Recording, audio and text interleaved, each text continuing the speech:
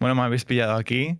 Bienvenidos a la tercera temporada de Sabor a Queer. Estoy muy contento de poder decir estas palabras, de poder decirlas en este espacio y de poder decirlas después de este tiempo en el que, bueno, pues no nos habéis escuchado y en el que han pasado un montón de cosas. Hemos tenido un montón de conversaciones de si continuar, cómo continuar y bueno, la verdad es que gracias a todos, todas y todes los que nos habéis ayudado, los que os habéis suscrito a nuestro Patreon. Continuamos y lo hacemos con un espacio más grande para que, bueno, para que quepan más voces, para que quepan más, pues bueno, más visiones sobre lo queer. Que aquí además me ha apuntado una idea muy bonita que el otro día cuando estábamos yendo de camino a una charla con mi compi Hanna, estábamos hablando en el coche y quería decir y recordaros que lo queer es algo que va más allá de simplemente una identidad de género o una orientación sexual. Lo queer es algo que desafía el orden establecido, que se resiste a jugar las reglas que marca el sistema, que sueña y atrae otros futuros posibles, que demuestra que se puede estar en el mundo de otra manera. Y quizás es eso, precisamente esta razón por la que a veces es un poco complicado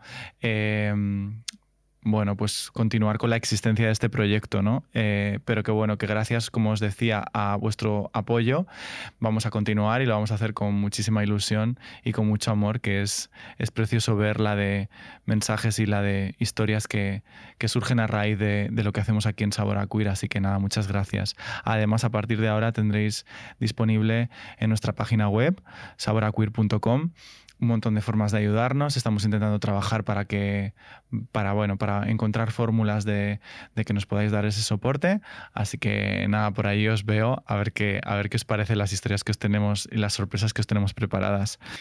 Esta temporada hemos querido abrirnos más y por eso hemos creado un espacio que nos permite tener más voces, más historias, más perspectivas que precisamente no suelen tener mucho espacio en los medios de comunicación. Hoy empezamos con un programa sobre migración. Bienvenidos a la tercera temporada de Sabor a Queer.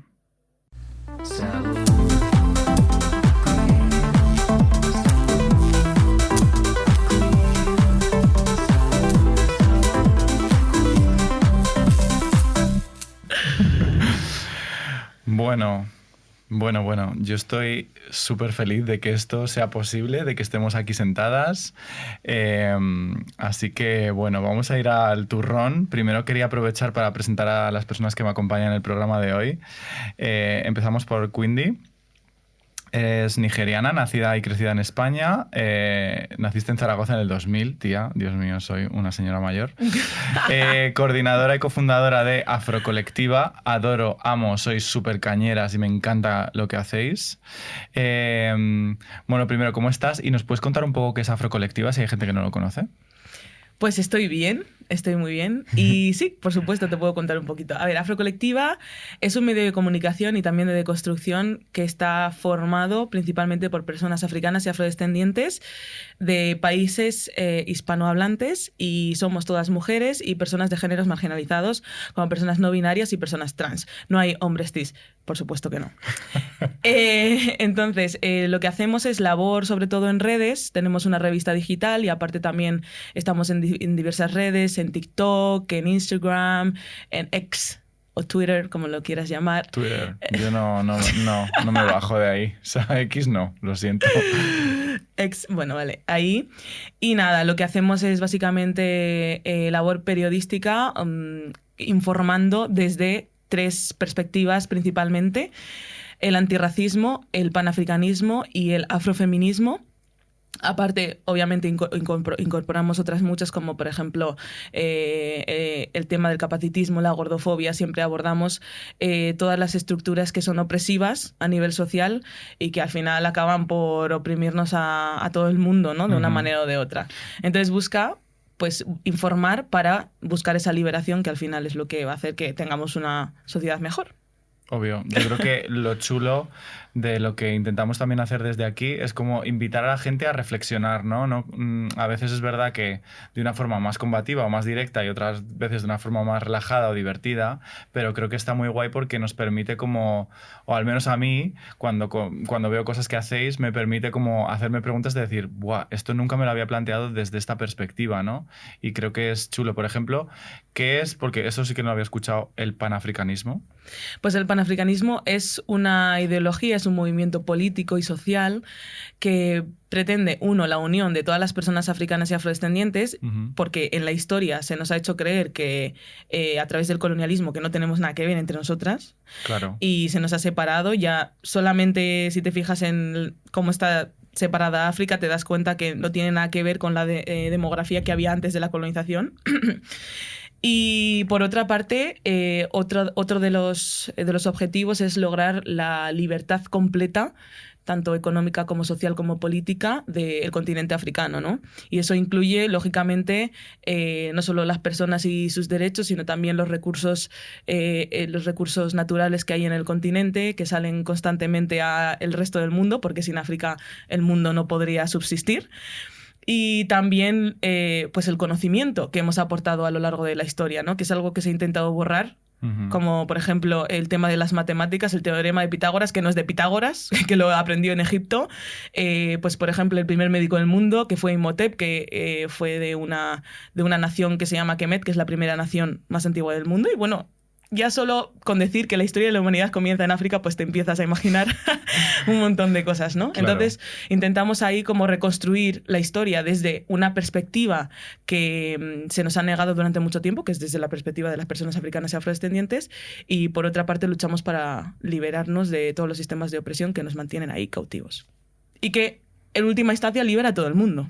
Efectivamente, que es lo que necesitamos, estar un poco más liberadas. De hecho, Sí. El otro día empecé a ver una serie sobre Picasso y hablaban precisamente de cómo al inventar el tema del cubismo, como tomó muchas referencias del arte africano, que renegaba bastante de decir que formaban parte de unas exposiciones que estuvo viendo y que estuvo visitando, y cómo lo tomó desde ahí, y sin embargo no, o sea, como que no dice era algo nada. reconocido, ¿no? Entonces, Claro. como, wow, creo que tenemos que seguir como haciendo mucho esta reflexión. Y Velázquez también salió hace poco, que tenía una persona esclavizada afrodescendiente que era quien le pintaba los cuadros. Entonces, bueno, hay como una gran historia ahí por descubrir, que yo creo que también contribuye a ese imaginario colectivo del que vamos a hablar hoy.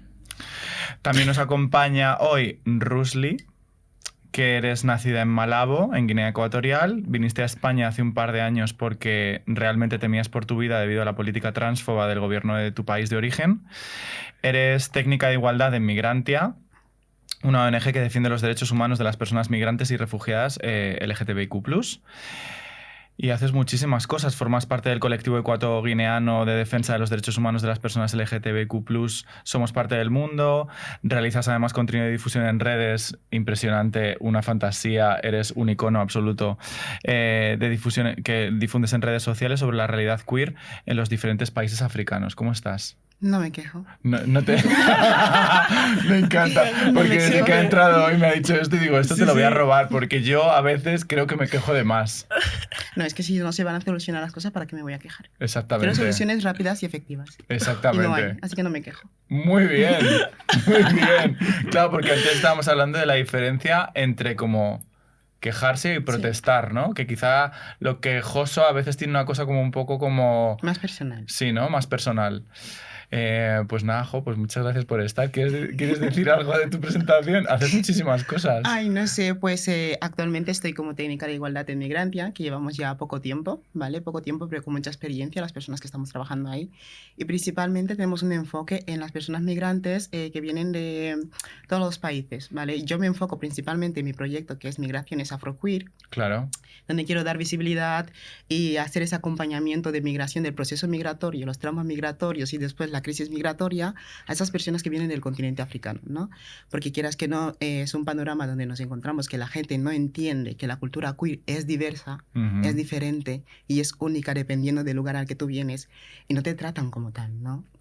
Y desde migrante quiero dar esa perspectiva y acompañar a esa gente y decirles, mira, tú vienes de tal país con tal cultura queer que no es la misma que hay aquí, pero vamos a intentar orientarte un poquito para que te integres. Claro. Porque no hay manera, ¿no? Y en Migrantia, pues nos encargamos de eso, el acompañamiento psicológico, también asesoramiento legal y en el trámite de para pedir protección internacional. Porque yo creo que es importante que se oriente a las personas desde el momento que llegan, cuáles son los recursos que tienen y cuáles son las barreras que tienen, porque, a ver, venimos al paraíso LGTBI, pero no hay ningún lugar, no hay ningún paraíso LGTBI para ninguna persona LGTBI. Obvio. ¿Vale? Los paraísos se construyen. Y venimos a un lugar donde decimos, bueno, a mí me van a acoger, aquí es súper gay friendly, y tú te encuentras con una realidad que dices, bueno, puedo ser de la comunidad, pero ¿no? Claro. ese es mi límite, ¿no? Hasta cierto lugar puedo llegar y hasta ciertos privilegios puedo tener. Y ciertos me están quitando aún siendo de la comunidad, ¿no? Y Migrantia, pues nos encargamos de todo eso, de el comedor social que tenemos un ropero también, por de momento no tenemos un piso para acoger a gente, pero intentamos que la gente se sienta en casa, porque después como ese proceso de migrar es súper duro y queremos estar en ese acompañamiento. Y entre otras cosas de mis presentaciones, pues en las redes sociales pues, me he visto con esa carencia de información que no he tenido. Claro. De pequeña, respecto a la comunidad queer africana, que se ha borrado por completo esa historia, y yo he dicho, a ver... Exactamente. A ver, como si no hubiera existido. A ver, vamos a recuperarlo un poquito, ¿no? Y en esa construcción él empezó a mirar, eso es lo que ha pasado en la África precolonial, eso es lo que pasa en la África postcolonial, y esa es la actualidad de África, ¿no? Como para... Aquí está material suficiente como para que podamos decir, hemos existido, hemos estado ahí siempre, y queremos volver a posicionarnos donde nos corresponde, ¿no? Buah, qué bonito. Yo creo que al final ese es el trabajo que hacéis y que también intentamos hacer desde aquí de, pues, resurgir esos pasados que se han intentado borrar y simplificar como en líneas muy generales para, pues eso, para contar que la vida, el mundo, la historia, todas nosotras somos totalmente diversas, ¿no? Sí. Y nadie somos igual que la otra persona, ¿no? Y desde ahí un poco reivindicarlo. Yo creo que intersecciona de alguna forma también el trabajo que hace Curro, que estábamos hablando de ese momento, ¿no? De la migración y de lo importante que es como el traslado de un lugar a otro y como irte adaptando y respetar esos procesos. Curro Peña es consultor en Derechos Humanos, doctor en Derecho Internacional y tienes una tesis sobre los derechos de las personas queer solicitantes de asilo. Trabajas con varias ONGs e instituciones como Ilgamundo y el Consejo de Europa. Y eres un chico listísimo. ¿Cómo estás? Bueno, por esa presentación... sois todos súper... O sea, esta gente de verdad, yo no sé, yo no he estudiado tanto, creo. Muchas gracias. Bueno, y muchas gracias por invitarme. Estoy encantado de estar aquí. Además, ya solo con las presentaciones siento que estoy absorbiendo una cantidad de cosas interesantes, así que encantado de estar aquí. Qué guay. Sí, yo creo que es como... No sé, yo es que eso escucho y estoy así como... Ay, qué bonito todo, ay, no sé qué, ay, como me pongo un poco cursi, pero creo que bueno, que también es importante estar desde ahí, ¿no? Bueno, yo para empezar, para la gente que nos está escuchando, quiero, pues bueno, compartir también que es verdad que este programa lo hemos hecho pues con la mejor intención del mundo, obviamente, como todo lo que hacemos desde el corazón y con muchísimas dudas, con muchos aprendizajes que hemos ido también teniendo durante el proceso de preparación y de charla con tanto vosotras que estáis aquí como muchas personas con las que hemos ido hablando y sobre todo yo creo que lo importante y lo interesante de este programa queremos que sea una reflexión abierta para que todas, como hablábamos antes con Afrocolectiva, podamos como pensar qué es lo que se está queriendo contar desde los grandes medios de comunicación y cuáles son las grandes narrativas que se nos están intentando vender y que la realidad, cariños, es mucho más diferente de lo que nos intentan vender en la televisión. Bueno, quisimos empezar el curso haciendo este programa porque este verano, lo habréis visto, en todos los medios se nos ha saturado con imágenes de cayucos llegando a Canarias y se ha generado una sensación de alarma. Tanto que en septiembre el CIS revelaba que la inmigración era el principal problema de repente para los españoles. Se ha hablado de que esta situación es insostenible para nuestro sistema de gestión migratoria y para nuestro bienestar social. Se ha hablado una y otra vez de crisis migratoria, del problema de la migración, qué hacemos con el problema de la migración, pero la pregunta que nos queremos hacer aquí es si realmente la migración es un problema. ¿Qué pensáis, chiquis? Bueno, yo creo que principalmente todas las imágenes que salen en los medios de comunicación se ajustan muchísimo a imágenes de películas que hemos visto de Hollywood, de zombies viniendo, todo esto de la oleada masiva de inmigrantes, tsunami de inmigrantes, bueno, de todo de inmigrantes. Lógicamente esto genera una sensación de alarma, porque, bueno, apocalipsis, se va a acabar el mundo. Sí, sí. Eso. Y yo creo que eso también interesa, ¿no? Interesa generar esa imagen. Lo primero, porque, bueno, vamos a empezar por aclarar que la migración es como el agua al cuerpo, es natural, es un derecho, ¿vale? Está reconocido, por ejemplo, en la Declaración Universal de los Derechos Humanos, en el artículo 13, ¿vale? Tanto interna como externa. Y bueno, si hemos dicho que el principio de la humanidad está en África y estamos en esta región del mundo... Todas somos migrantes. Bueno, en algún momento nos hemos tenido que mover, ¿no? O sea, pues eso, que es natural, que no se puede criminalizar, pero al final no se puede parar, ¿no? Entonces, teniendo en cuenta esto, es muy importante recalcar que las personas migrantes no solo son del sur global, aunque los medios de comunicación se enfoquen principalmente en los movimientos del sur al norte global. Las personas migrantes pueden ser de diferentes partes, pero hay un interés en poner el foco allí, y más en concreto en este contexto en personas africanas, personas negroafricanas que intentan migrar al norte global, ¿no? Entonces, hay una pregunta que creo que es clave para entender esto. ¿Por qué si casi todos los días en Ceuta, en Melilla, en Canarias. Bueno, Ceuta y Melilla porque las fronteras son terrestres, hay, por ejemplo, saltos a la valla? ¿Por qué solo se pone el foco en determinados puntos o en determinadas etapas? ¿No? ¿Por qué no sale todos los días, entonces, en las noticias? Porque casi todos los días hay intentos de saltos a la valla. Claro. Pues hay un interés claramente político. Obvio. En criminalizar la migración. Hay un interés en que salga repetidas veces en los medios de comunicación ciertas imágenes que nos generen alarma, que de casualidad coinciden con periodos en los que la Unión Europea o Frontex, que es la agencia de protección fronteriza de Europa, de la Unión Europea, pues tiene que dar o inyectar millones y millones de euros a países fronterizos para, dizque, regularizar o impedir la entrada de personas migrantes, ¿no? Hay un claro interés en que la gente, a través de los medios de comunicación, porque los medios de comunicación son importantes por eso, ¿no? Porque ponen sobre la mesa y ponen el foco sobre determinados temas. Claro, ¿no? crean la opinión pública. Claro. Hay un interés en que la gente tenga en mente que la migración del sur al norte es mala, para poder justificar también todas esas inyecciones de dinero que no solamente vienen a España, también van a países fronterizos de la Unión Europea, y que también inyectan en países terceros, porque España extranjeriza sus fronteras, que esa es otra.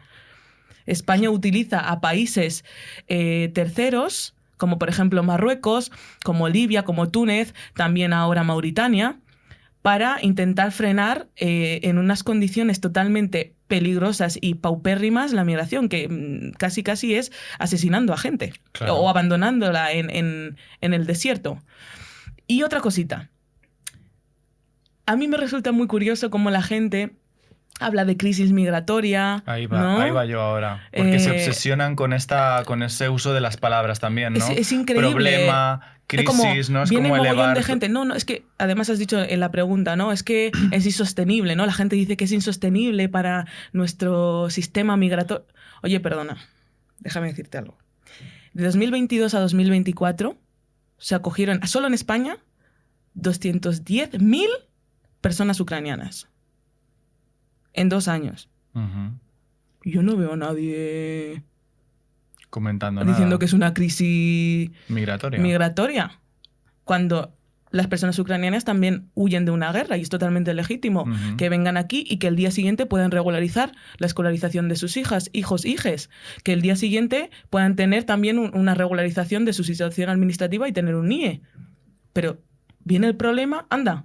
cuando las personas que migran y huyen de, por ejemplo, guerras, que no todas las personas migrantes africanas huyen de guerras, que esa es otra, pero, por ejemplo, con la masacre de Melilla, la mayor parte de las personas que migraban en ese momento eran personas de Sudán y Chad, una de las regiones de África que está ahora mismo en una guerra, en un conflicto. Pero ahí si es vienes una de crisis, un lugar es ok, si vienes de otro es un problema. Y no solo eso, se justifica tu asesinato. Sí. El Sánchez, a felicitar también a las personas, los gendarmes marroquíes y también los de la frontera nacional, Guardia Civil Española, que también participaron y se ha descubierto, por asesinar, por lo menos, dicen que a 40, son muchas más personas africanas que migraban y tenían derecho a la protección internacional, además. Claro, al final, un problema, a lo mejor es un problema, pero no para la gente que está diciendo que es un problema, sino precisamente para toda la gente que estamos dejando morir o asesinando directamente.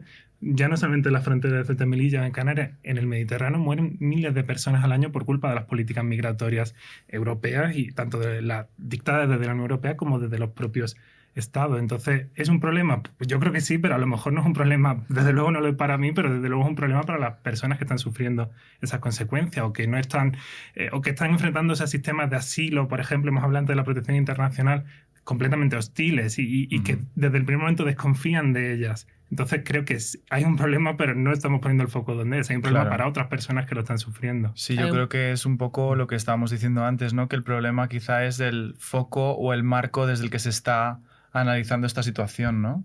Sí, porque muchas de las veces se paran a analizarlo simplemente en las fronteras, como has dicho, en Ceuta y Melilla y en Gran Canaria. Pero señores, hay fronteras marítimas.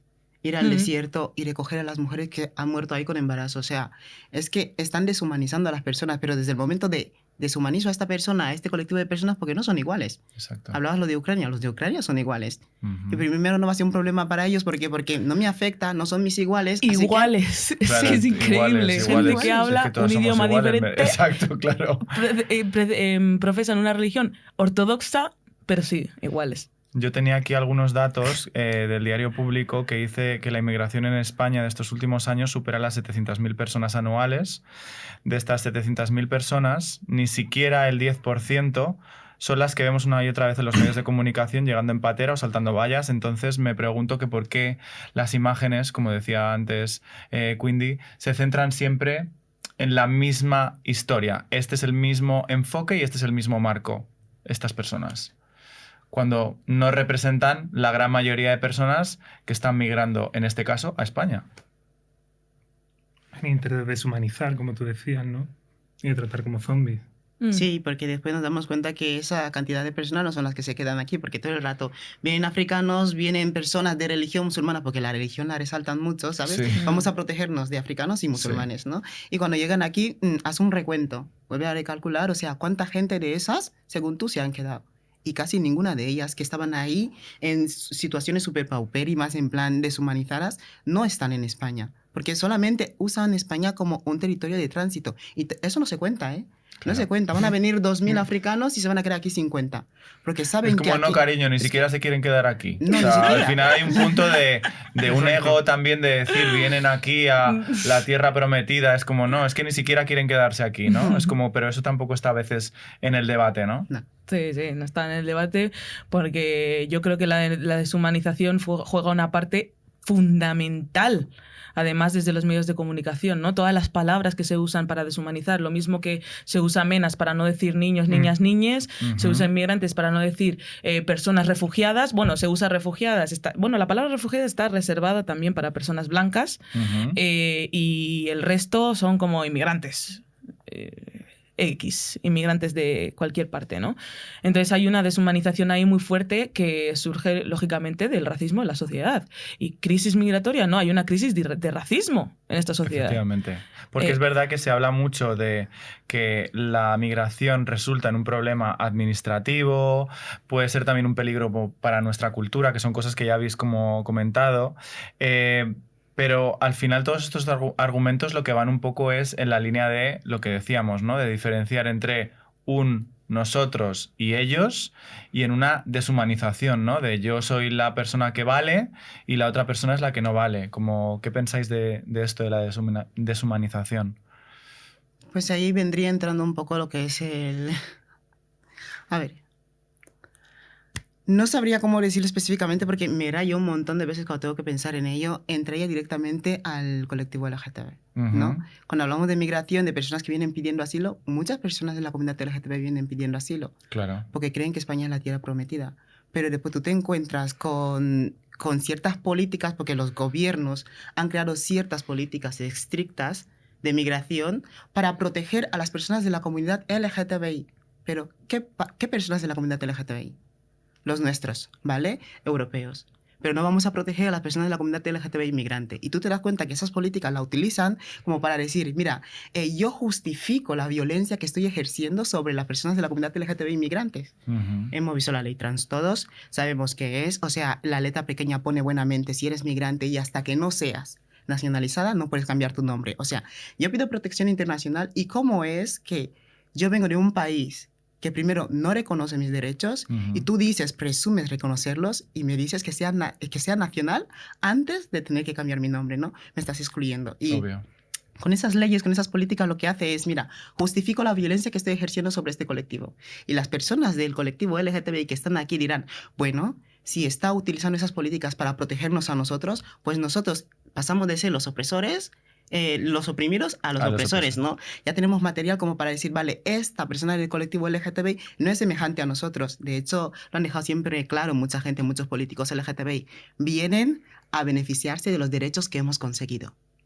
Y ahí tú ya te das cuenta de ese separatismo que existe. Se hace ese nosotros y ellos también dentro de la comunidad LGTBI, ¿no? Y de eso forma parte de la deshumanización, en saber decir quién es el nosotros, quiénes son las personas que de verdad consiguen esos derechos, quienes luchan por los derechos y que los merecen, y quiénes son quienes, como muchos, se los regalaremos en algún momento, ¿no? Entonces, forma parte todo del mismo proceso. Sí, como dentro de la presión hay como grados de opresores y luego de repente tú, como oprimido, te conviertes en racista o en el que oprime al otro y dices, bueno, ya, claro, pero es que, como estabas diciendo, ¿no? Hasta que no tenga la nacionalidad, ¿cómo voy a ponerle los papeles o con su nombre o no sé qué, ¿no? Y por si te lo tengo que decir, ahora sí. Sí, dale. Y por si te lo tengo que decir, que hay la cámara homonacionalismo, que sí, ahora me ha venido. Sí, es eso, porque es en plan, creo un sistema donde te protejo a ti por ser de la comunidad LGTBI, pero ese material es para ti, para oprimir a otras personas del colectivo LGTBI. Ahí no estamos luchando por los derechos LGTBI.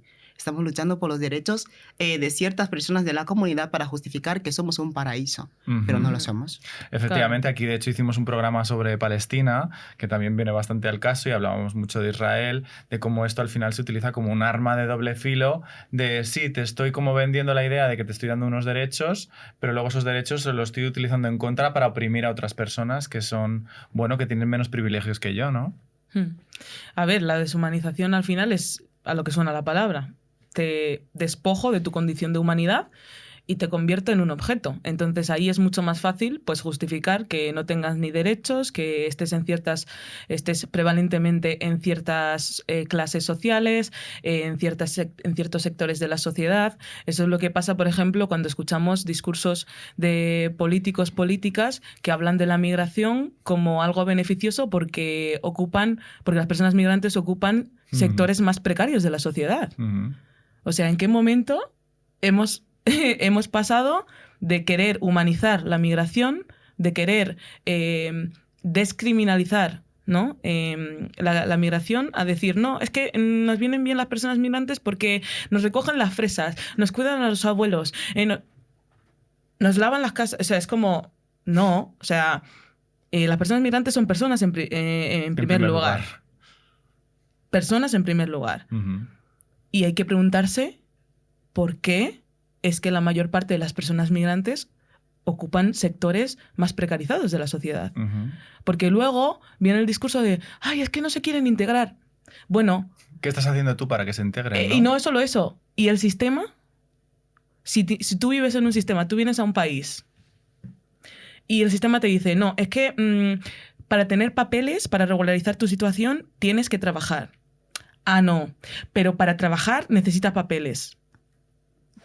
Pues ese sistema te está obligando a vivir en la economía sumergida, a vivir en la precariedad y, lógicamente, te está obligando a no integrarte.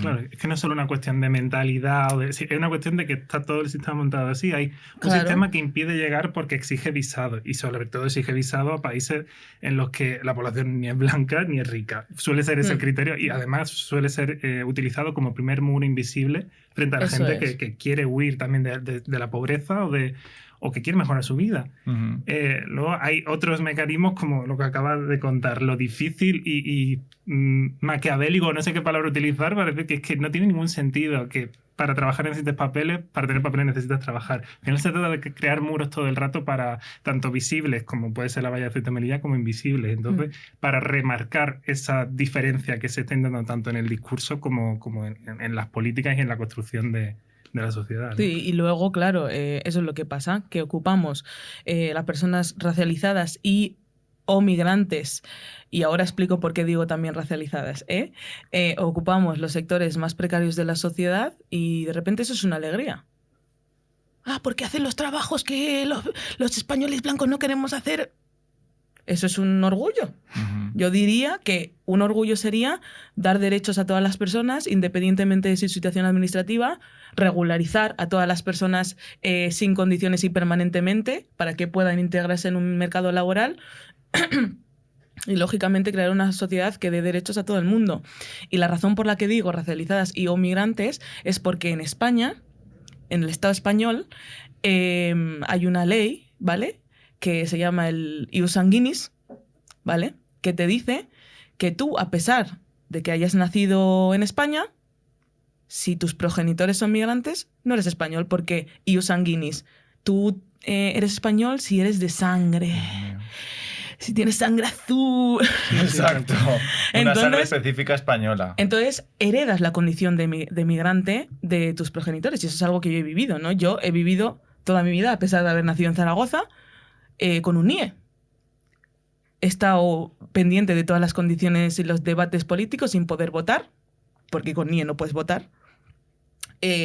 No se me ha permitido trabajar en un hospital después de estudiar 4 años en una universidad española, con un título español, porque no tenía la nacionalidad española. No puedes opositar, lógicamente, porque necesitas la nacionalidad española. Y es un montón un sinfín de coartaciones, ¿no? De derechos. Lo que decía Curro, ¿no? De muros invisibles. Sí. Que por eso es importante como tener estas conversaciones y poder hablar abiertamente, para que la gente en sus casas tome conciencia de... Es que nos centramos como en lo gordo, digamos, pero luego cuando nos bajamos al detalle vemos que hay infinidad de muros que no te permiten realizarte, ¿no? Sí, y coartan tus derechos más fundamentales. Yo quería preguntaros, ¿a quién creéis que interesa tanto esta diferenciación entre nosotros y los otros? Para los que no nos estáis viendo, Rusli está bebiendo agua tranquilísimamente, haciendo una pausa dramática. Y se ha quedado mirando a Curro. A ver, yo creo intervendría, pero es que me da la sensación de que estoy hablando demasiado. No, es que claro, ya hemos dicho antes que eres cáncer, entonces claro, te gusta mucho tal. No, a mí quería como añadir a este tema que precisamente un poco lo que estábamos diciendo antes de la diferenciación de los buenos y los malos migrantes, ¿no?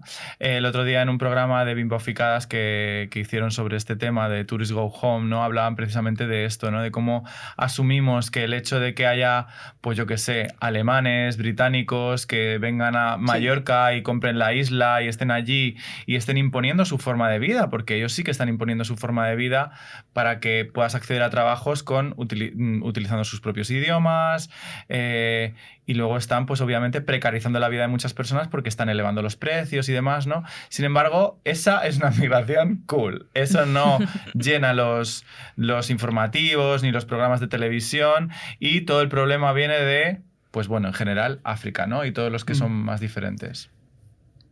A mí, una cosa que me preocupa, preguntas a quién me interesa esa diferencia entre nosotros y ellos. No es que estemos hablando de que haya alguien detrás diciendo vais a hablar así, sino que a mí lo que me preocupa es que es una forma de hacer política actual, una forma de crear discursos, no solamente en quien estamos pensando que puede ser Vox o la ultraderecha. Creo que se ha extendido en general el diferenciar constantemente quiénes somos parte del grupo en el fondo, también quiénes somos parte de la nación, quiénes estamos dentro y sobre todo para definir quiénes están dentro siempre parte de a quién dejamos fuera. Claro. Entonces, a quién interesa, creo que por desgracia está interesando a demasiados movimientos y a demasiados sectores de la sociedad, pero en definitiva a quien beneficia más es a quien puede crecer mucho en ese caldo de cultivo, que sí que es la ultraderecha, que es la xenofobia, pero empieza sobre todo porque tenemos que abandonar esa idea de separar constantemente y de decir quiénes somos nosotros y quiénes somos Exacto, ellos. porque ¿cuál es la diferencia entre un español y un marroquí o un español y un alemán? Si es que al final, ¿cuál es?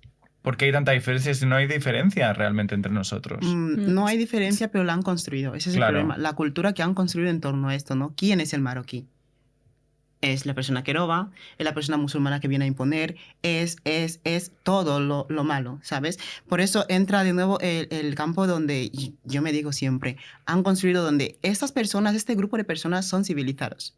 Si vienen acá, se van a comportar bien. Estos no son civilizados. No Así se que, van a tirar por un balcón. y ni nada tampoco de se esto. van a integrar, que no sé qué es lo que entienden por integrar, porque si yo me integro, es mutuo, ¿sabes? O sea, yo te doy y tú me das, ¿sabes? Claro. Pero no, es como, estos que son animales, perdón, no pueden entrar. Esos no se quedan aquí, ¿no? Y en torno a lo LGTBI, otra vez, vuelvo y regreso y quiero recalcarlo otra vez. Porque este programa se llama Sabor a Queer. Sí, Pero- porque han construido en torno, ¿no? Como dicen, mira, yo voy a proteger de estos intolerantes, africanos y musulmanes, ¿vale? Ujú. Y después yo me encuentro, vale, no hay africanos queer, no hay musulmanes queer. No Claro. hay. ¿Qué pasa con esas Claro. personas cuando vienen aquí? Pues Claro. ¿a quién les interesa? Pues a las grandes políticas, porque hablemos de partidos, no voy a poner el nombre de uno porque están casi todos.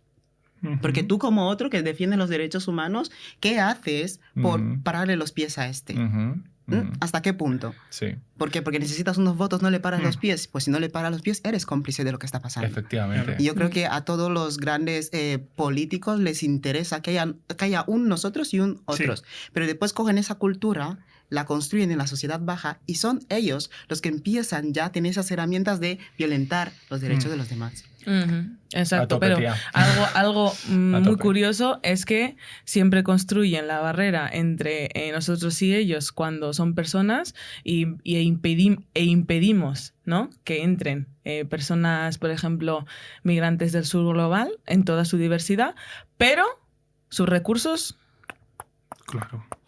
Adentro. Esos son nosotros. Eso es en nosotros, Eso claro. está ahí. Eso está clarísimo donde ¿No? se queda. ahí obviamente hay una De hipocresía hecho, muy yo creo fuerte. que ahí hay un, no sé, como todo este tema del Salvador Blanco, ¿no? Que me gusta porque o sea, a lo mejor hay gente que no conoce un poco este concepto, ¿no? Hablamos mucho de las posturas más de odio, de discriminación y demás, pero también hay otro tema que me parece muy chulo, que es la parte asistencialista, ¿no? Que es como el otro camino, que es más como del Salvador Blanco, ¿no? De él, te vengo a solucionar la vida, un poco lo habéis Sí. como mencionado. Y que a veces mucha gente con la mejor posiblemente de las intenciones intentan como ayudar en esta postura como más como de asistir, de ayudar y demás, y eso también es como bastante problemático, ¿no?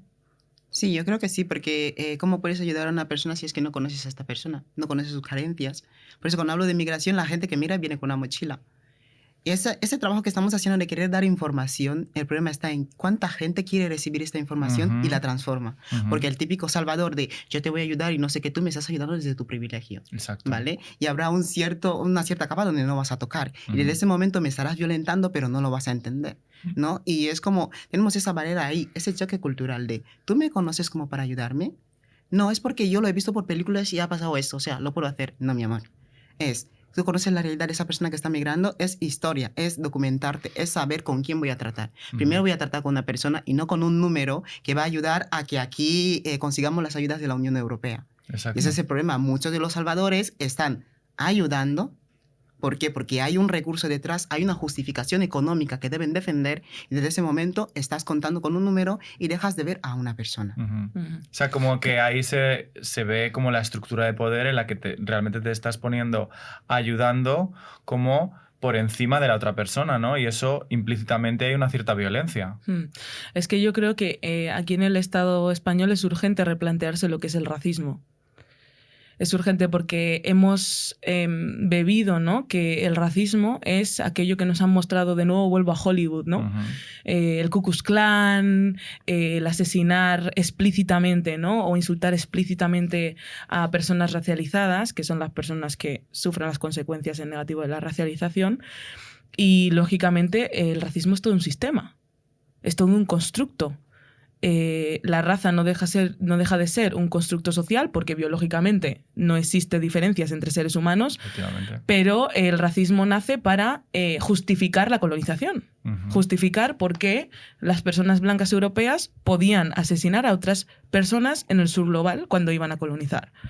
Entonces, ahí entran un montón de dinámicas que van desde las relaciones interpersonales, o sea, desde el por qué yo no confío en una persona negra, por qué no paso por barrios o me da miedo pasar por barrios regentados por personas racializadas, hasta las perfilaciones raciales que nos hace la policía, hasta el sistema burocrático que, bueno, ocupa toda la estructura del Estado español, ¿no? Y ahí entra eso, lo del salvadorismo, ¿no? El salvacionismo, perdón. El salvacionismo blanco es este pensamiento de que las personas racializadas, y en este caso, por ejemplo, pasa mucho con imágenes de niños, niñas africanes, necesitamos ser salvadas todo el rato. Y eso viene del colonialismo. Necesitamos a alguien, un jefe, un superior, un esclavista, ¿no? Que se parecen mucho esas jerarquías, que nos saquen de nuestra condición de pobreza, sumisión eterna, y que nos salven y nos lleven a su reino paraíso, ¿no? Y eso ese mensaje lo que tiene implícito es que nosotras por nosotras mismas no nos podemos valer. También incluso se descontextualiza sobre todo a los grupos de personas que desde Occidente, desde los blancos, se consideran como dignas de proteger, como es las mujeres, las personas queer, las niñas. Se les descontextualiza de todo desde que son personas migrantes, de que son personas de países en un contexto postcolonial. Se les saca de eso porque, claro, si no se les saca, entonces tendremos que estar reflexionando. Claro. Aquí hace falta no solo una reflexión sobre el racismo, sobre la historia colonial de España, exacto, desde luego, y no solo la historia, sino sobre la posición que actualmente ocupa España y Europa en el mundo postcolonial, ¿no? Pero claro, si como que asumir ese relato de repente te pone en causa a tu propia historia y entonces ya surgen preguntas que ya te incomodan, ¿no? Claro, y es que es necesario. Y, hablamos de inmigrantes, pero luego también hablamos de personas queer que vienen a buscar ayuda. Lo distinguimos cuando las personas queer que vienen a buscar ayuda son personas inmigrantes. Claro. Lo que pasa es que usamos el lenguaje siempre porque hay una parte de las personas inmigrantes que suelen ser además el hombre cisafricano musulmán, que suele ser identificado como una amenaza inherente, que todo eso se utiliza para deshumanizar y al final acaba, aunque nos demos este discurso de que estamos protegiendo a las mujeres afganas, a las personas queer refugiadas, que nos demos ese discurso, en el fondo lo estamos contribuyendo también a esa deshumanización general de las personas migrantes que acaba con asesinatos. Es como tomar conciencia de la condescendencia que tenemos desde pues estos países a la hora de tratar a otras personas. Por ejemplo, en Migrantia, ¿qué cuestiones o qué momentos habéis vivido así? ¿O habéis tenido alguna situación de estas características, de vivir esa condescendencia a través de casos que tratéis o personas que conozcáis? Muchas de las veces se suele dar, en plan, nos damos cuenta, usuarios que vienen y no quieren ir directamente a un psicólogo, porque como digo, la gente viene con cultura diferente y hay gente que con los psicólogos pues tienen muchos choques culturales, ¿no? Claro. Y hay gente que viene y nos cuenta ciertas cosas y ciertas historias que tú te das cuenta que se ha encontrado en esa situación de tengo que mendigar para poder comer. Debo ahora mismo como rebajarme hasta lo más bajo para que pueda tener un techo. Y es como si no me humillo, aunque sea enfrente de una persona queer, que es nacionalizada o española, no voy a tener absolutamente nada, ¿no? Y encuentran ese desamparo. Y muchos me han dicho, de hecho tengo un montón de mensajes de usuarios que me dicen, Rosly, estoy cansado. Ya he regresado a Perú. Ya me he regresado a Senegal. ¿Por qué? Porque se encuentran con que nuestra propia comunidad es la primera que los excluye, pero desde ese punto de te voy a denigrar, te tengo que salvar, pero para que yo te salve tienes que estar ahí abajo, te tienes que callar y después yo te digo qué es lo que tienes que hacer. Y constantemente, o sea, cuentan las personas que vienen, pero no cuentan las personas que se han ido. Y repetitivamente lo digo, o sea, vienen buscando una manera de salvar sus vidas y después se encuentran con que toda esa discriminación les atraviesa y prefieren ir a morir en territorio. ¿Por qué? Porque es constantemente les estamos deshumanizando, les estamos haciendo ver que no son absolutamente nada, porque desde el momento que entramos como personas queer al territorio, por más que hayamos estudiado una carrera, nos hayamos sacado una formación, aquí no somos nadie. Y me pesa mucho decirlo a las personas. Que venga un gay de Venezuela y me diga, Rusli, yo estudié medicina. Yo le digo, lo siento, llevo aquí 2 años y no soy nadie desde que vine. Porque no tengo un título español. Tú te das cuenta que esa barrera existe. No la están diciendo, no la están mostrando, pero existe. Es muy importante como lo que lo que estás diciendo, y además como que quizá muchas veces lo que más se cuenta o más se subraya en los medios de comunicación son los relatos de superación, ¿no? O sea, como que hay como también como esos migrantes, de nuevo, migrantes buenos y migrantes malos, a aquellos que han venido, fíjate qué terror, qué mal, qué todo tan horrible, a dónde ha llegado, ¿no? Parece como que tienes que tener 4 carreras, haber montado una empresa y no sé qué para demostrar tu vida de superación y que seas como un caso de éxito, ¿no? Es como también hay como esa presión, entiendo, para vosotras, como de decir, joder, es que tengo que ser un caso de éxito porque si no no puedo, no me permiten ser una persona más. Tengo que encima tener como esta cosa de la superación, y eso es lo que muchas veces se le da más bola en los medios, ¿no? Sí, pero esa jerarquía de poder la encuentras, nosotras las personas que lo encontramos desde las políticas de extranjería. Desde el primer momento que entramos. O sea, desde la política de extranjería nos encontramos que, bueno, aquí, si no mendigas, de hecho, he visto a gente que me ha dicho, tengo que ir sucio a la entrevista de asilo, tengo que estar penoso para que me puedan creer. Digo, no sacar el ¿perdón? móvil. Claro. No sacar el móvil. Para que no vean que tienes un iPhone. O sea, revictimizar a la víctima, yo me digo, sí. es que es cruel. Completamente cruel. Y yo me digo, no tienes que ir sucio porque ese papel, ese documento tuyo, desde que empiezas, que eso puede tardar que tener una respuesta de entre 3 meses, de 3 meses a 4 años, 3 años, ¿no? La respuesta de asilo, ¿no? La resolución. Yo digo, no tienes que convencer a ningún policía porque tu documento va a pasar por toda España antes de que te den una respuesta. Sí, como que se obliga a performar también esa idea para que refuerce al Salvador Blanco, que diga, ay, qué bien, estoy ayudándole, le estoy solucionando la vida a esta persona, ¿no? Sí, porque constantemente como que quieren ver esa historia de pena. Mucha gente viene y es como que si no llora, no le creo. Exacto. No es migrante, no lo ha pasado mal, no está corriendo, su vida no corre peligro. Yo digo, a ver, yo como mujer trans en Guinea Ecuatorial, mi vida corría peligro. Pero no de la manera en la que todo el mundo... Ese performance que ya tienen como decir, te están buscando con una pistola, señores, no es así. Es que tu vida corre peligro desde que tú sufres un desamparo familiar y político y estatal y gubernamental. Tu vida ya está corriendo peligro. Desde ese punto, ¿no? Desde el momento que tú te reivindicas y te posicionas como activista, defensora de los derechos, formulando proyectos que llegan hasta la ONU de este señor... 45 años en el poder, está violentando derechos, está vulnerando derechos de la persona del colectivo LGTBI, tu vida corre peligro. No hace falta que te pongan una pistola, ¿no? Y el que tú veas a mujeres trans en tu país morir constantemente y que el gobierno no haga nada, eso, y es que todo el colectivo está en peligro. Pero cuando vienes aquí tienes que mostrar, es que tengo herida de una bala aquí, un cuchillo acá, para que te crean, y tú te dices, señores, por Dios, que ya he cruzado el Atlántico, lo he dejado absolutamente todo y ahora lo que menos quiero es que me vengas a revictimizar. Yo sé quién soy, sé de dónde vengo, sé cuál es mi posicionamiento, pero soy una persona ante todo, ¿sabes? Como no necesito que me lo cuentes tú, y esto, como decía antes Quindy, no es una película. Sí, es que también está un poquito en la línea de cómo nos imaginamos a las personas migrantes, ¿no? Cómo los medios de comunicación, insisto, porque juegan un papel fundamental, como he dicho antes, construyen una imagen de las personas migrantes que son, pues eso, personas súper empobrecidas, y con un montón de rasgos ahí, rasgadas las camisetas y todo. Y ni se tiene en cuenta que hay muchas personas que son migrantes que pueden venir aquí a estudiar, o de turismo, o que quieran ver Europa y volver.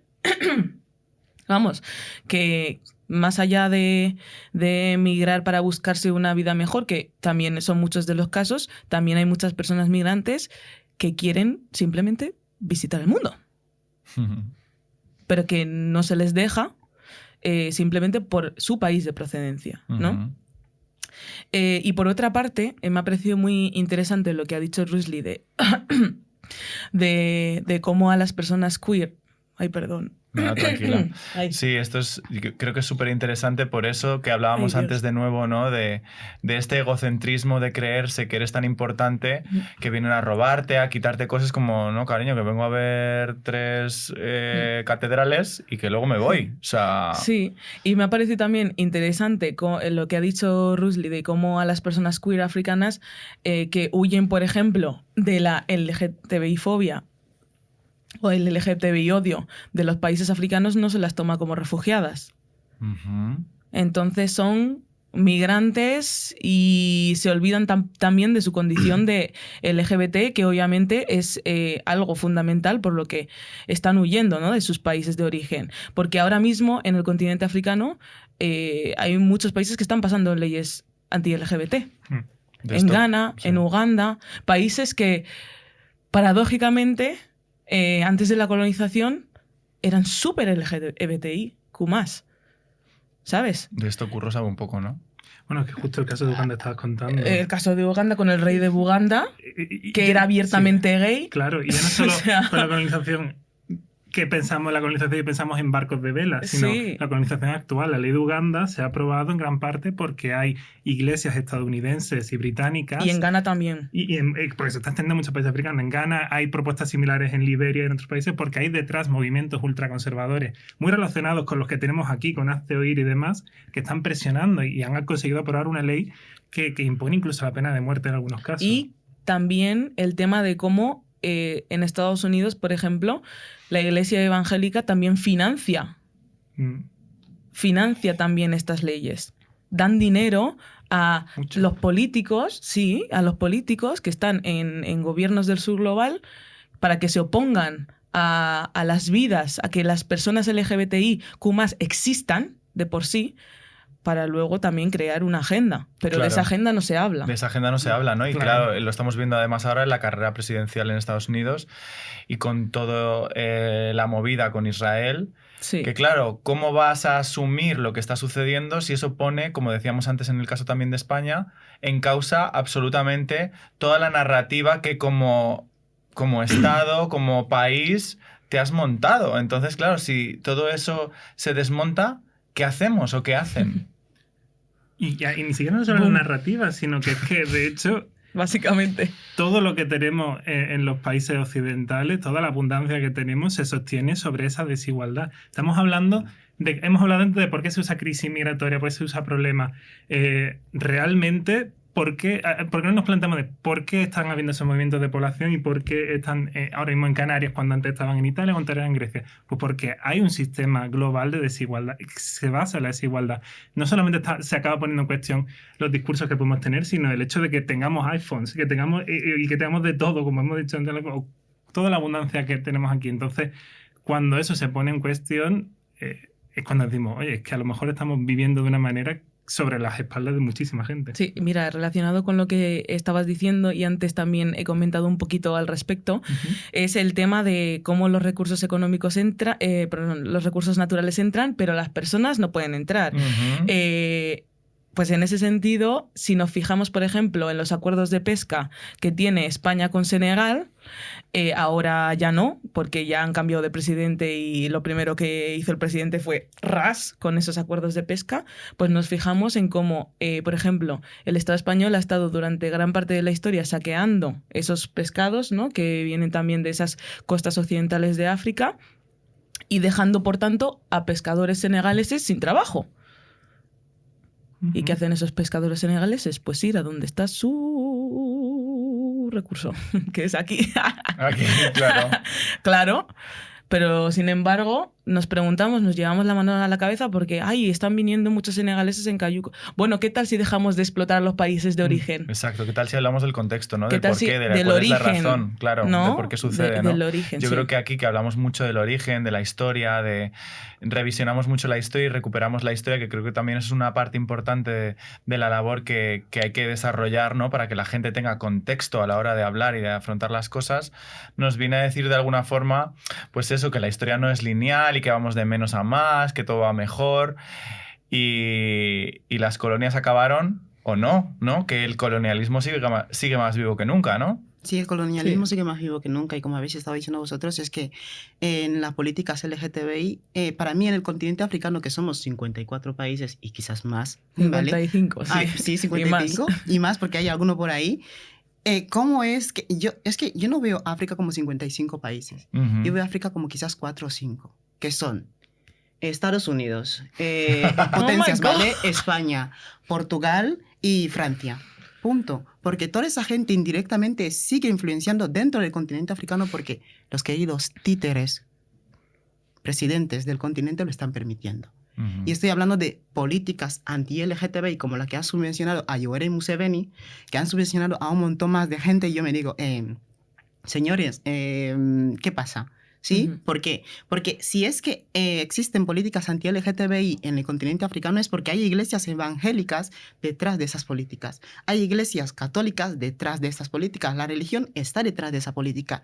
Y el primer ministerio en el continente africano que está saqueando tanto y vulnerando la vida de las personas es la iglesia. Es la religión. Pero respaldados, ¿por qué? Porque cuando llegaron los colonos al continente, muchos de ellos unieron la tradición con la religión para asemejarla a sus intereses y desde ahí explotar. Y la Iglesia Católica, por ejemplo, de Guinea Ecuatorial, esa es la catedral, esa es la casa presidencial.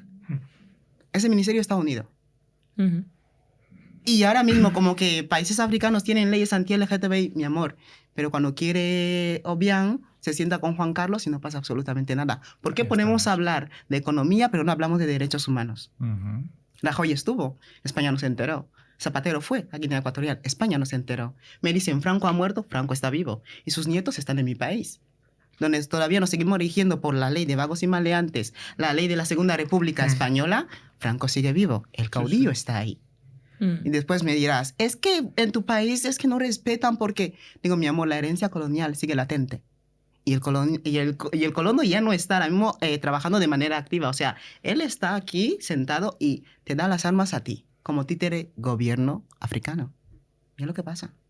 Cariño, a tope contigo. La estrategia ha cambiado, Wow. pero el colonialismo no ha cambiado. ya. Exactamente. Exacto. Al Hay final una nueva forma. hay una Son nueva nuevas forma, formas transformadas sí, como de... transformadas, como más ocultas, Sí. como no tan evidentes, ¿no? Como más como enmascaradas, pero al final sigue siendo lo mismo, ¿no? Y siguen operando las mismas reglas y las mismas estructuras. Exacto. Yo creo que con esto me parece interesante, esto te va a gustar, Rusli, pasar al homonacionalismo.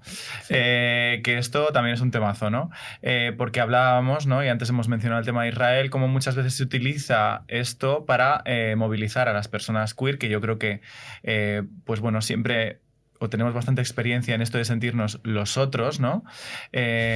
Y cómo esto siempre se utiliza como un argumento también racista para delimitar quién puede entrar, quién no puede entrar, quién es el buen migrante, quién es el mal migrante, ¿no? Y cómo se agita esta bandera LGTB de no vengan aquí con todos tus derechos y con todo lo que hemos conseguido, ahora quitártelos o esta persona te va a violar, te va a matar, te va a intentar atacar, ¿no?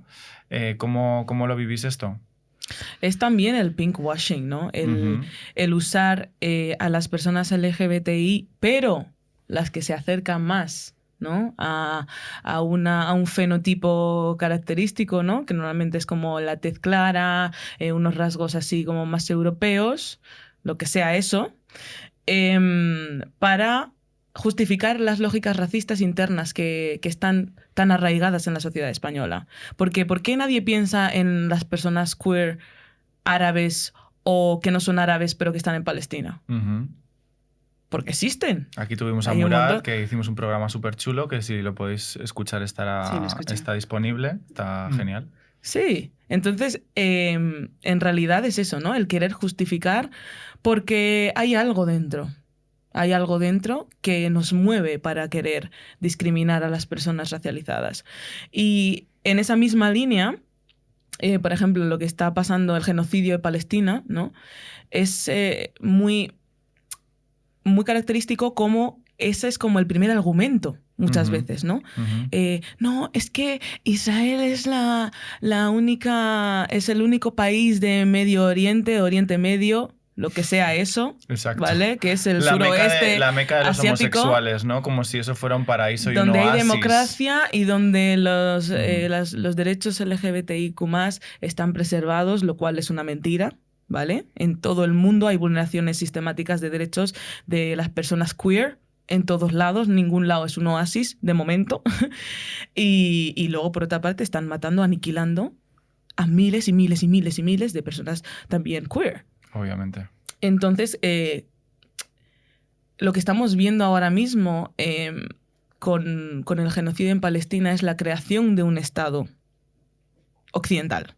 Así se ha creado Estados Unidos, así se ha creado España, así se ha creado Francia, así se ha creado, aniquilando a la población originaria y buscando argumentos bajo el... ¿cómo se llama? Para justificar bajo esta situación, ¿no? Bajo También, la al final. democracia, eso, la democracia, los derechos humanos y también los derechos LGBTIQ+, que toman por bandera, mientras luego en el territorio, cuando hay personas LGBTIQ+, que no se ajustan a ese fenotipo blanco europeo, pues se vulneran sus derechos. Y eso es lo que estaba contando Rusli, ¿no? De cómo las personas queer, por ejemplo, africanas, ya no solo migrantes, es que también las que han nacido y han crecido aquí. Claro. Sufren una discriminación y están excluidas totalmente del movimiento LGBTI. O sea, por ejemplo, en la marcha, yo me acuerdo como siempre cuando se ponía sobre la mesa que nos dejaban en los márgenes, por ejemplo, las personas queer afro o las personas queer negras, se tomaba como un ataque en vez de una oportunidad de revisión. De por qué, a pesar de que la lucha por los derechos queer la inició una mujer trans negra, hay un segregacionismo total de las personas negras en todo el mundo, en los movimientos LGBTI en Occidente sobre todo, ¿no? ¿No creéis que hay una parte ahí como de... bueno, y a lo mejor aquí Curro, pues obviamente tendrá más como relación conmigo en esto, de decir, joder, yo ya que soy maricón y que me ha costado tanto luchar por lo mío y no sé qué y no sé cuántos, ahora encima voy a tener que luchar por los derechos de estas personas racializadas, no sé qué, no sé cuántos? ¿No creéis que pasa mucho eso? Debe ser la misma lucha, no puede haber una liberación Claro. queer sin liberación antirracista. Pero que entiendo que esa puede ser como la narrativa que hay en la cabeza, ¿no? Sí, De sí, decir, sí, joder, sí. yo he sufrido un montón, pues chica, que esto se ocupe otra persona de hacerlo, ¿no? Supongo que es fácil caer en eso. Al final, yo creo que tú has mencionado la clave, que es que el homonacionalismo también es no solamente esto que hemos mencionado, porque también lo es una instrumentalización del homonacionalismo, hacer que la gente queer sea xenófoba, sino es sobre todo un instrumento para crear un Estado, para crear una nación. No solamente en el caso de Israel, que es la forma más brutal de homonacionalismo que estamos viendo ahora mismo, sino que forma parte de todos esos elementos justificados para decir quiénes somos nosotros, volvemos a la misma idea, quiénes somos la nación y quiénes son ellos, y por tanto quiénes merecemos vivir y quiénes no merecen vivir. Entonces, por eso creo que tenía que rescatar esa idea porque me ha encantado, creo que es fundamental de que es para crear Estado. Y claro, es muy fácil caer en esa idea, pero es que no podemos estar decidiendo quién no. Eso es así. Y es un discurso que hemos escuchado mucho. Bueno, yo lo he vivido en persona y vuelvo y repito, por si no lo han entendido anteriormente, políticos LGTBI españoles siempre me han preguntado a mí, tanto en Barcelona como en Madrid, qué estamos haciendo en espacios que son suyos. Con la ley trans... ¿En serio? Sí, con la ley trans me lo preguntaron en Barcelona. Y aquí, el día que estuvimos en la plaza manifestando Ayuso, no, que no derogue la ley trans o las reformas que hizo dentro de la ley trans, pues había gente que decía, y esta gente de aquí, que son los otros, que son migrantes, que no son como nosotros, son mexicanos, son africanos, ¿qué hacen aquí? Si nosotros hemos estado ahí peleando por esas leyes. Si tú te das cuenta que no te quieren ahí dentro, ¿sabes? No te quieren ahí dentro y te están excluyendo. Y es como también nosotras nos tenemos que dar cuenta de la realidad en la que estamos viviendo y decir, vale, este es nuestro posicionamiento, desde aquí podemos luchar y esas son nuestras armas. Pero dentro de lo queer, esas personas que se van con la bandera super queer, es como, vale, con lo queer yo te digo que estoy aceptando y respetando absolutamente a todo el mundo. Pero ahí revisemos que hay mucha xenofobia y racismo brutal. De hecho, muchos espacios no son seguros para personas racializadas y las apps de citas mucho menos, si ya lo son, ya no son espacios seguros para personas nacionales, mucho menos para personas racializadas. Y de hecho, las apps de citas jugaron mucho con mi salud mental y tuve que dejarlo. Pero tú te das cuenta que existe esa separación. Sí, y creada además por lo que has dicho, ¿no? El ideal de racismo, que no solo es el Ku Klux Klan, que también es la hipersexualización sí, de nuestros cuerpos, la objetificación de nuestros cuerpos. el pensar que las mujeres negras somos hipersexuales, que los hombres negros tienen un pene súper grande. Entonces, todo eso que forma parte del imaginario colectivo, al final, ¿qué acaba? Acaba pues segregando y marginalizando a las personas queer dentro de espacios que deberíamos ocupar en la sociedad en la que vivimos. De esto también tuvimos aquí a Loreva, ¿no? A Michael hablando del tema en otro programa sobre validación, y también me gusta mucho el contenido que desarrolla Racismo Ilustrado en redes, que habla precisamente mucho de esto que estabas diciendo, Rusli, del tema de las app y de las barbaridades más absolutas a la hora de abrir una conversación, que ya es verdad que, bueno, los maricas en general estamos acostumbrados a según qué cosas, pero esto ya es next level, ¿no? Vamos, ni te dicen ni hola. No te dicen ni hola. De hecho, yo soy, por ejemplo, para algunos, así en plan síntesis, soy una mujer negra con atributos de un hombre negro. Imagínate que te estén viendo así y no como persona, ¿no? Y volviendo al homonacionalismo, un ejemplo palpable para que veáis hasta dónde hemos llegado. Una vez, con una persona X, importante, estábamos pasando delante de un parque, al lado de un parque, y digo, ¿pero aquí trabajan mujeres trans? Me dice, sí, trabajan mujeres trans, pero ya no trabajan mujeres trans españolas. Digo, pero están trabajando mujeres trans aquí como trabajadoras sexuales en condiciones muy precarias. Me dice, sí, pero hemos logrado que no sean españolas. Oh my... Joder. Un logro. Y yo al lado. ¿Y esa persona X qué hicimos con ella? Nada. A la hoguera. Tirar una piedra a la cabeza. Porque tiene la casa de su primo, tiene el NIE, tiene la DNI, tiene la casa de la abuela. O sea, ¿tú qué vas a decir? No. Joder. Claro. De hecho, quería leer un texto de Cristo Casas de su el libro Maricas Malas, que me parece que es bastante ilustrativo de esta situación, en el que dice: seremos maricones, pero ante todo somos franceses, ingleses, alemanes, españoles, integrantes y defensores del mundo civilizado, dispuestos a morir por la patria, por salvar el estilo de vida occidental. ¿Qué es eso de que vengan extranjeros ¿qué es eso de que vengan extranjeros a pegarles a nuestros maricones? A nuestros maricones los pegamos nosotros. Oh my... Qué desastre. Pero ahí tú te das cuenta de... Pero qué desastre. De todo lo que hemos... Es que la ensalada, ¿no? En plan, yo soy maricón, pero soy español. Exacto. ¿Vale? Sí. Y a mí que me pegue otro español. Que me pegue otro español, Eso, pero que no venga por lo Mohamed menos. ni Amidou a pegarme a mí. Y es como, tío, ¿qué me estás contando? Sí. Pero y es lo que pasa, ¿no? Porque ellos nos están diciendo, vale, protégenos de este maricón magrebí, árabe, de Senegal. Porque por lo menos que me diga maricón el de Málaga, por lo menos yo soy de Madrid. Lo solucionamos tranquilamente, pero que no venga otra persona. Importante que esto que he leído, Cristo lo dice de forma obviamente irónica, sí, ¿no? Como para sí. que a veces la gente hay que explicar un poquito las cosas porque se pierden, ¿sabes? Pero que es como de una forma irónica, pero muy ilustrativo de la situación que hablábamos, ¿no? Del homonacionalismo, ¿no? En plan de que me peguen, pero la identidad nacional supremacista. Exacto. Claro. Sobre todo para reforzar, ¿no? También una identidad colonial de superioridad. Exacto. De yo estoy por encima, entonces cualquier persona que esté en mi nivel sí me puede pegar, pero tú que estás por ahí abajo, que ni siquiera eres una persona, pues no, a mí no me... Y que va mucho más allá del propio colectivo LGTBI blanco, porque también va dirigido ese discurso a la gente no queer, pero que, igual que hablabais antes del Salvador blanco, del Salvador cisetero quizá, ¿no? No, tenemos que protegerles, por supuesto. Tenemos que, porque todo esto, todo esto que estamos haciendo, de dejar que mueran miles de personas en el mar, de dar palos en la frontera, de devolver sin que puedan pasar por ningún tipo de procedimiento, lo hacemos para protegeros a vosotros.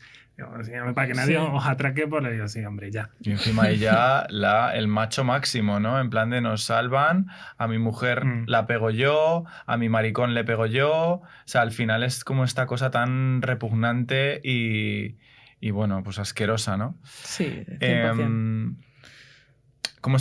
Además, como si los maricas no sufríamos violencia ya de normal, me refiero. Exacto. O sea, que no necesitamos que venga nadie a pegarnos. O sea, que al final las personas queer recibimos violencia constante, vengamos de donde vengamos, estemos donde estemos. Como decíamos antes, no hay ningún oasis y es como una cosa con la que convivimos en mayor o menor medida según donde estemos, ¿no? Luego también me parece muy interesante, que esto es otra de las cosas que hemos aprendido en la preparación del episodio, que es esta idea de no dar todo el rato el foco a, como antes hablaba de, por un lado, las historias de éxito, ¿no? Los casos de éxito, tampoco dar todo el rato ese enfoque a las historias pobrecitas, a el relato tan dramático de vidas dramáticas, que al final pasa mucho. Ya también lo estamos viendo con el true crime, ¿no? Con el auge del true crime, que ahora está todo el mundo ahí como enganchadísimo a Cuéntame el crimen y no sé qué, no sé cuántos. Es como, bueno, revísate, que si te gusta tanto eso, a lo mejor tienes algún temita que tienes que trabajar de trauma, ¿no? Sí. Cómo no focalizarnos desde, pues, los podcasts, los medios y demás, en darle bola a una historia dramática en ¿y qué te pasó? ¿Y entonces qué hiciste? Y entonces no sé cuántos, ¿no? ¿Cómo lo habéis vivido o cómo lo vivís esto? O en tu caso, por ejemplo, Rusli, ¿cómo lo has vivido? Pues ha sido difícil no poner el foco ahí, porque siempre y cuando depende de dónde quieres llegar, qué recursos quieres tener o qué es lo que quieres conseguir, tienes que... Lo que decías antes, ¿no? Sí. De decir, tienes que parecer o performar un poco esta tristeza para que te crean, ¿no? Tal cual, y vuelvo a lo mismo, es deshumanizar a la persona, ¿no? Pero es que siempre y cuando muchas personas que vienen, muchas personas migrantes que atendemos en Migrantia, es que no tienen otra opción. No tenemos que poner el foco ahí, pero es que no hay otra opción, porque o es esto o te regresas, o es esto o tu vida corre peligro, o es esto o no tienes un techo donde dormir, como es una cosa o la otra. Y es como aparentemente pasa a ser parte de tu vida, donde tengo que revictimizarme con las entidades, tengo que revictimizarme con extranjería, tengo que hacerlo otra vez e incluso con parejas, Claro. con relaciones de pareja, relaciones de amigos, de oye, no puedo salir a comer con vosotros porque como soy, no sé qué lo otro, no tengo 2 euros para comprarme la cerveza. Y es como, si no lo haces, no van a entender que no tienes recursos, no estás trabajando, no tienes documentación. No, tienes que explicar del por qué no tienes documentación, no tienes un número de NIE. Porque soy persona migrante, lo estoy pasando mal, me perseguían en mi país y necesito unirme a vuestro grupo. Porque si no, no te revictimizas, es que te encuentras constantemente con exclusión social, política, institucional en todas partes. Como que es difícil, o nos es difícil a veces, como simplemente asumir que no tenemos por qué conocer todas las circunstancias de nadie, sino simplemente Conocer a la persona y ya está. conocer a la Claro. persona, exactamente. Abrir tus manos, igual que conoces a cualquier otra persona, y no necesariamente cuéntame toda tu vida para que pueda ver cómo me posiciono frente a ti, ¿no? Claro. Sí, y no sé si viene al caso, pero quiero rescatar un vídeo o como un tren que he visto mucho por las redes sociales de lugares a los que no tenías que visitar si eres una persona queer. Uf. Lo están diciendo personas privilegiadas que han visitado ese lugar porque iban a una casa, carnicería, ¿sabes? Voy a buscar lo exótico y me regreso para mi casa en Badajoz y me siento tranquilo, ¿sabes? Y Sí, es sí, como, mi amor, que tu abuela te ha dejado las perlas, tú te vas a, por ejemplo, a Senegal, vas a ir a buscar ébano y regresas otra vez. Lugares a los que no tienes que visitar, Senegal, Mauritania y no sé qué, y todo lo demás, como, y mostrándolo peligroso, como diciendo, vale, nosotros que ya estamos protegidos, por favor, no vayáis ahí si no es para traeros el jamón. Y que además que la experiencia de una persona turista en esos países es radicalmente diferente, ¿no? A la de Completo. la gente local. Ujú. Es muy interesante también el tema de cómo funciona esto que estás diciendo en las redes sociales. Porque muchas veces esto de buscar la historia del pobrecito, de la persona a la que hay que salvar, eso genera muchos clics. Claro, obvio. Hay mucho clickbait también, ¿no? Sí. Entonces es como... Ahí ves como crudamente ese morbo del sufrimiento, ¿no? Cómo a la gente le da morbo ver a gente sufriendo, ver a gente en situación precaria, ¿no? Y todo eso también por un moralismo total, ¿no? Total. Que es al final lo mismo, ¿no? De, ay, Y por un sentimiento quizá mira de estos pobres. superioridad, ¿no? Como decíamos antes, Sí. ¿no? Que a veces ves, yo qué sé, pues contenidos de países de Latinoamérica, de gente que claramente no tiene unos recursos muy grandes, y de repente ves a gente haciendo chistes, como diciendo, ay, pobres, claro, que fíjate lo que tienen que hacer, y eso genera como mucha viralidad, ¿no? Sí, sí. Pero sin embargo, por ejemplo, porque es lo que hacemos desde Afrocolectiva, ¿no? Cuando visibilizamos otra parte, ¿no? De esas realidades, porque la realidad de que hay zonas empobrecidas en el continente africano, por ejemplo, o en personas en lugares donde viven personas afrodescendientes en todo el mundo, es una realidad. Pero sin embargo hay otra parte que apenas se visibiliza, que es lugares donde no hay tanta pobreza o empobrecimiento, lugares donde las luchas de las personas africanas y afrodescendientes han ganado también derechos para todo el mundo, pero también para las personas africanas y afrodescendientes más en concreto. Y eso no genera clics, ¿no?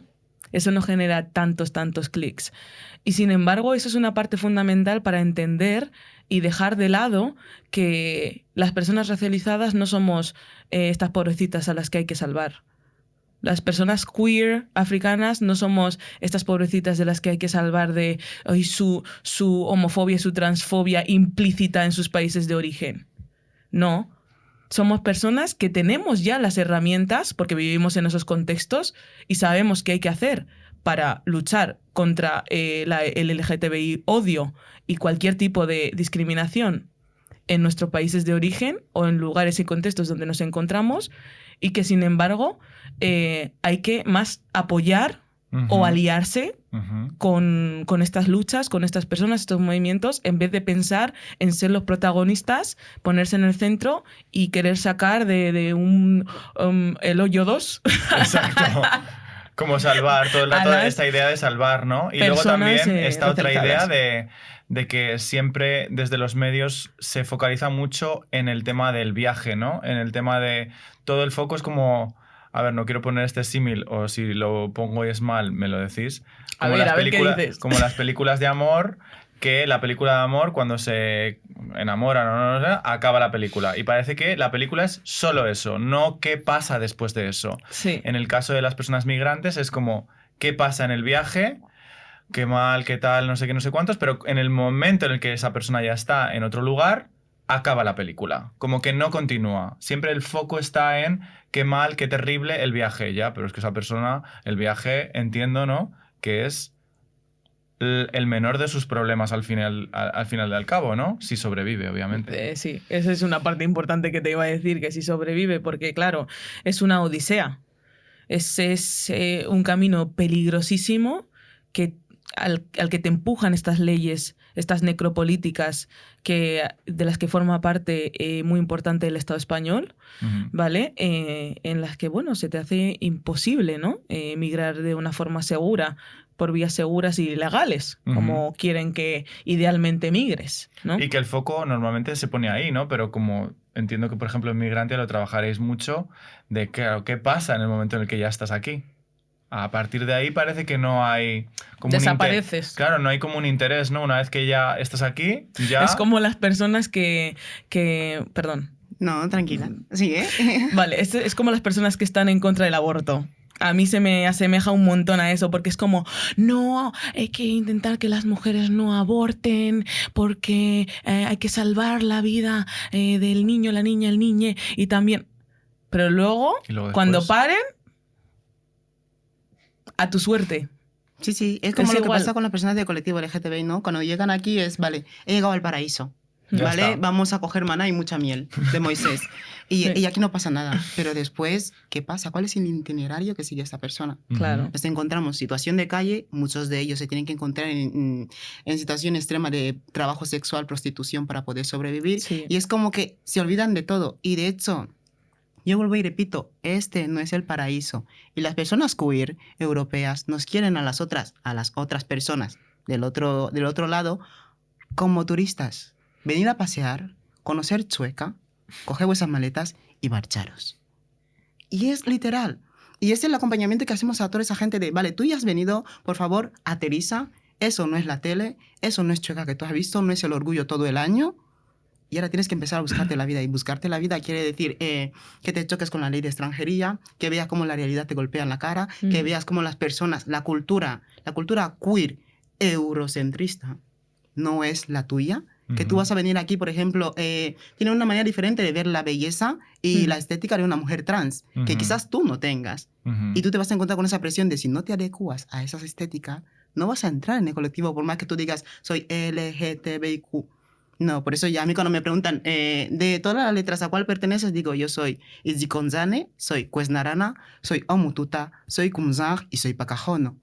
No soy nada de eso. Porque mi cultura queer es diferente. Construcción y Y deconstrucción. de construcción. Y mucha conversación y muchas charlas. Porque, por ejemplo, tú en tu trabajo, Curro, vivirás mucho de esto, ¿no? De cómo... O sea, Sí. básicamente se centra un poco en... Lo que acabas de mencionar justo, de que yo no soy LGTBI, hay una inmensidad de identidades queer en el mundo, de forma de palabras que se utilizan, que luego cuando se llega a un procedimiento de asilo o cualquier tipo de procedimiento administrativo, lo primero que te preguntan es ¿tú qué letra eres? Es que es así, es que justo lo que he contado. Y si no eres algo de eso, no te creen. Y a lo mejor te mandan de vuelta a un lugar en el que estás sufriendo persecución. Entonces, es que eso es uno de los factores clave. Yo doy formación también a gente, no en España, pero a autoridades de asilo y demás. Y una de las primeras cosas que decimos es la terminología que usamos aquí es nuestra. Pero se aplica en un contexto temporal y cultural muy... Ni siquiera era esta terminología hace 60 Exacto, años. ese es el tema, que está como Entonces, casi claro. recién inventado muchas de las cosas. Bueno, Quindi se tiene que ir marchando, me están diciendo. Entonces, por poner una nota positiva antes de que te marches, ¿qué os parece como cerrar con cómo podemos mejorar el retrato de la migración? Es decir, cómo creo que hay una parte que también lo haces mucho tú, Rusli, en redes, que es como también como sacar a la luz esa parte positiva o esa parte desconocida de la historia, ¿no? Pero, por ejemplo, desde Afrocolectiva es que sois muy combativas. A mí es que sois súper combativas. Combativas y combatives. Exacto, combatives. ¿Cómo crees que podemos mejorar en esto? Pues es fundamental dejar atrás el eurocentrismo, empezar a ver el mundo desde muchos centros en vez de uno, empezar a escuchar historias desde las propias personas que han vivido el proceso, la historia, y sobre todo, para mí es fundamental combatir el algoritmo. Tienes que buscar activamente herramientas que te ayuden a darle la vuelta a eso que hemos establecido como norma, ¿no? Que hemos establecido como algo que es el status quo. Y como eso lo que implica interesa, lo viral, lo que te clica, interesa, ¿no? qué caras te aparecen en tu timeline, en general, a quién escuchas, a quién no escuchas, con quién te relacionas, con quién no te relacionas. O sea, creo que todo pasa por un proceso, como ha dicho Rusli, de construcción y de construcción. También es fundamental no responsabilizar a las personas que sufren estas discriminaciones, ¿no? Como el racismo, el LGBTIQ odio, la xenofobia, el machismo, de educarte. Creo que tenemos un montón de herramientas a nuestro alrededor para poder mover el dedo pulgar un poquito y buscar, informar. Escuchar. Afrocolectiva es una herramienta que se puede usar perfectamente, pero creo que esto pasa por una transformación de la sociedad entera, con todas sus instituciones, la escolar, la educativa, la sanitaria, la administrativa, con todas sus leyes. Hay que transformar muchas leyes del Estado español. La ley de extranjería ha salido en varias ocasiones en este debate, en este sabroso debate, sabor a queer.